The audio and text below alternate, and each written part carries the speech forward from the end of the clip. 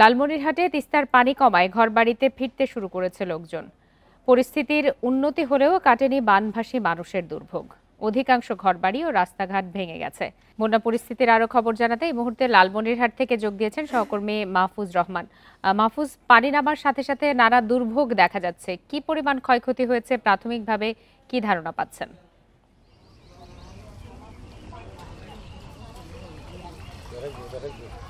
দেখুন, গতকাল সকাল থেকে কিন্তু লালমনিরহাটের যে তিস্তা তীরবর্তী নিম্নাঞ্চল আছে সেই নিম্নাঞ্চলে কিন্তু পানি প্রবাহ বেড়ে যায় এবং সেখানে স্বল্পমেয়াদী কিন্তু বন্যা দেখা দেওয়ার পরে আমরা তিস্তার অববাহিকায় বিভিন্ন নিম্নাঞ্চল ঘুরে যেমনটি দেখেছি যে সেখানে পানিবন্দী হয়ে পড়েছিল প্রায় 5,000 মানুষ। কিন্তু গতকাল সন্ধ্যার পর থেকে সেখানে কিন্তু পানি কমতে থাকে এবং সাধারণ মানুষের বন্যা পরবর্তী যে সেই ভোগান্তির সৃষ্টি হয় এবং আমরা দেখেছি যে গবাদি পশু সহ মানুষের চলাচলের যে রাস্তা রয়েছে সেটি কিন্তু ক্ষয়ক্ষতি হয় এবং তারা ভোগান্তিতে পড়ে।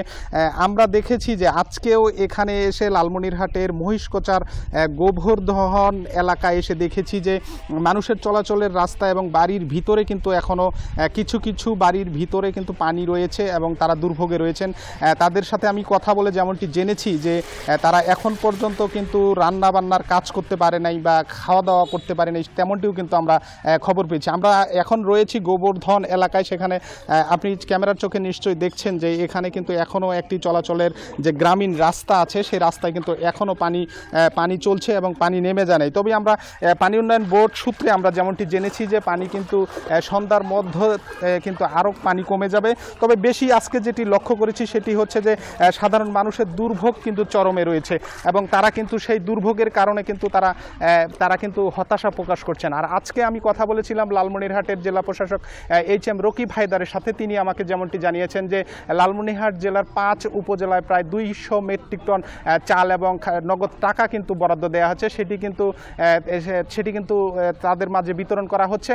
তবে মানুষ যেটি বলছেন যে তারা যে পরিমাণ ত্রাণ পেয়েছেন সেটি কিন্তু তাদের তুলনায় অত্যন্ত কম এবং তারা দাবি জানিয়েছেন যে এই অসহায় মানুষ যারা আছেন, পানিবন্দী মানুষ যারা আছেন, তাদেরকে যেন সেই খাদ্য সহায়তা সহ নগদ অর্থ দেয়া হয়। এবং আমরা বিভিন্ন পরিবারের সাথে কথা বলে যেমনটি জেনেছি অনেকের ঘরবাড়ি ক্ষতিগ্রস্ত হয়েছে, অনেকের সবজি ক্ষেত পাশাপাশি অনেক কিছু ক্ষতিগ্রস্ত হয়েছে। তবে আমরা শেষ খবর পাওয়া পর্যন্ত আমরা সাধারণ মানুষের সাথে কথা বলে, বানবাসী মানুষের সাথে কথা বলে যেমনটি জেনেছি তারা কিন্তু দুর্ভোগ চরমেই রয়েছেন। মাহফুজ রহমান, ছিল আমার কাছে ধন্যবাদ।